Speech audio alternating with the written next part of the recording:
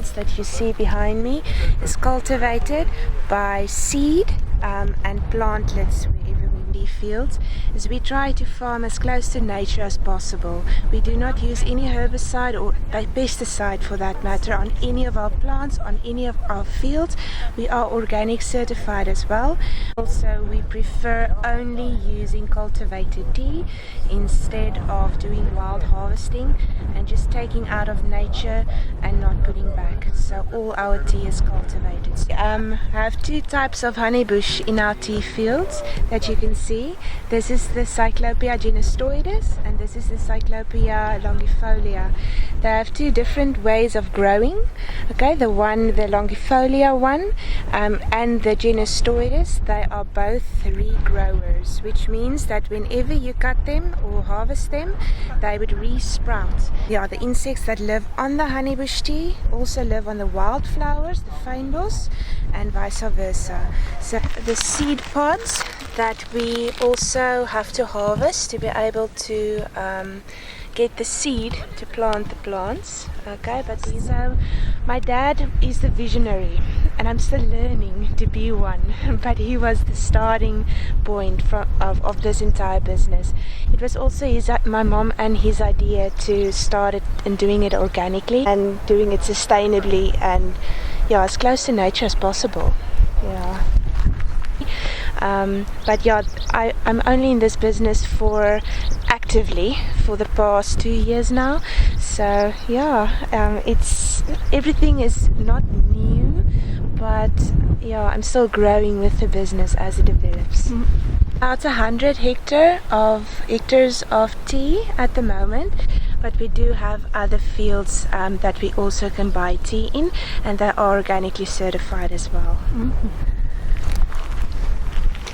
The flowering season is in September and October, so we do offer our clients flower tea as well, but it has a specific taste that not all people like. So we clearly tell our clients and we offer them flower honeybush tea or flowering honeybush tea, and that's what they get when this entire plant is covered in flowers. But the flowering season is almost over or practically over, so now we just offer our clients the normal honeybush tea, and it has the most sweet smell that you can imagine. Obviously attracting bees and stuff, but this is what I mean by attracting insects. These are the insects that also live on honeybush, okay, as well as other fynbos. So we prefer not getting rid of the fynbos to be able to get the insects that live on the tea to live on the fynbos as well. So we prefer the gynostoides to the longifolia. Honeybush tea is a wonderful herbal tea with a sweet taste without caffeine, and you can drink it all day over with many minerals inside as well. And we at Ökotopia, we use it also for different herbal blends to get a round cup with sweet aftertaste.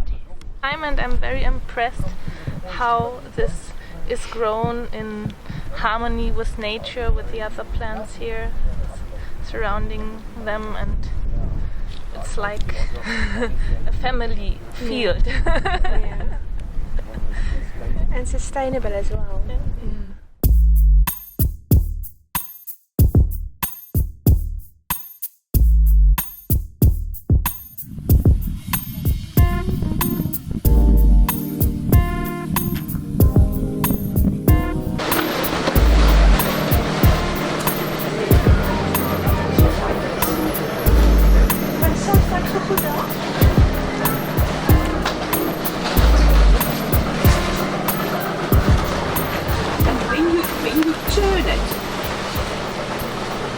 So that the bottom can be on top and the top.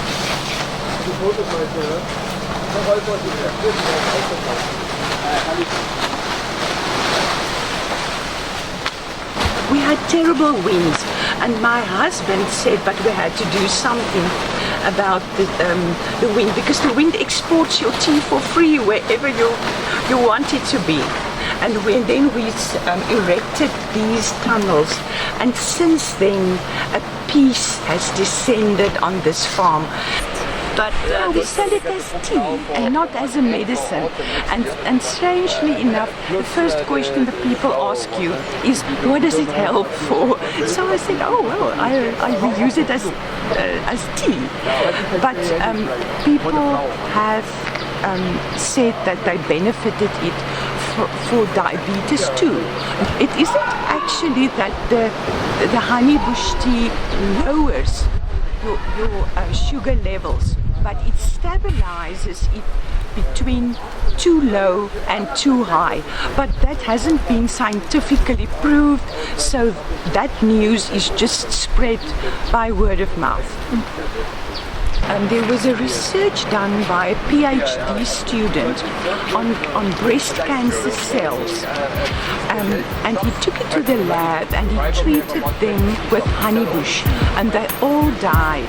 So the next step would be to test it on people, but it hasn't been done yet.